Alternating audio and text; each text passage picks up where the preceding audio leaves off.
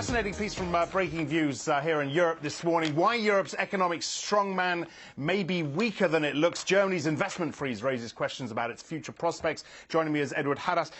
All right, so you've got this economic prowess on one side and a very obvious capex freeze on the other, and they don't really sit together, do they? Yeah, this is a piece by my colleague Ola Storbeck, who's been pointed out that we have this very alarming, from a lot of point of views, decline in capital expenditure or investments in Germany over the last 20 years. It was 23% in the 1990s of GDP, and now it's down to 17%.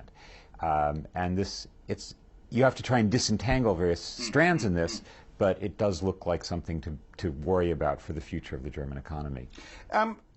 You talk about how companies became extra cautious as a result of Lehman, as a result of the ensuing crisis in Europe. But we've seen that sort of caution everywhere. Why is it different in Germany? Well, it isn't necessarily different in Germany. I mean, one of the strands is a cyclical strand, and there is one peculiarity of Germany, which is that it's had a much stronger labor market performance than other countries, and that might have induced caution in capital spending, or indeed a sort of financial squeeze. People weren't fired, so the salaries that were paid did not go to buy machines.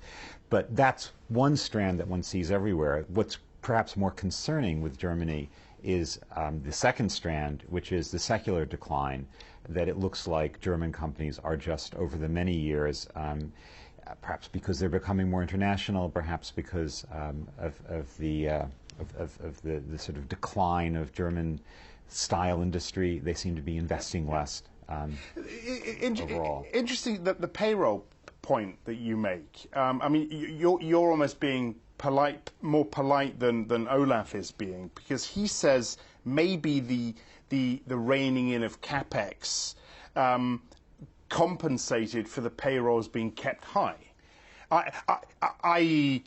higher than they should have been. It's a traditional economic trope, is that you have a choice between investing in labor and investing in capital, or spending on labor and investing in capital.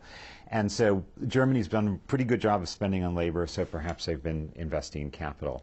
But that has to be set against what is really the third strand of this. There's a cyclical strand, there's a secular apparent decline, and there's this demographic strand, which is that Germany is shrinking. The workforce is falling very quickly, particularly among young workers. And it may well be the German employer is looking at what's coming up the pike, which is fewer engineers, fewer skilled workers. They're saying we don't need to build machines because there's going to be no one to man them, and there are going to be fewer people at home to buy the products from this machines.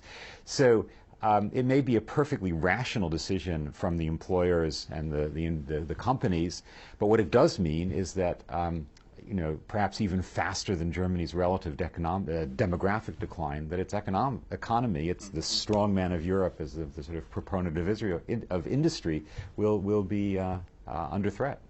Or you hiring people from outside, as BMW is doing. I think it's bringing in the Spanish. There's a big interest in bringing in immigrants to Germany, but a lot of these companies, rather than bringing in immigrants, will export factories and build something in places with better demographics. It's great that people like Olaf are sort of digging around and finding out these statistics and bringing them to our attention, because this is potentially a big worry for Germany. And the rest of Europe. Yeah, I mean, Olaf doesn't talk about this, but in 19th century France, the difference between France and Germany, at the beginning of the century, France was more populous and looked much stronger in the economy. By the end, France's population had declined, Germany's had increased, and Germany was a great industrial leader. This demographic decline, combined with this investment decline, could really mark the end, a turning point in German history. We will remember those words, Edward. And I'm sure we'll revisit them. Edward Hadas from Breakingviews. For more Agenda Setting Insight, watch our US show every day, 12:30 Eastern, 16:30 GMT. I'm Axel Threlfall. This is Reuters.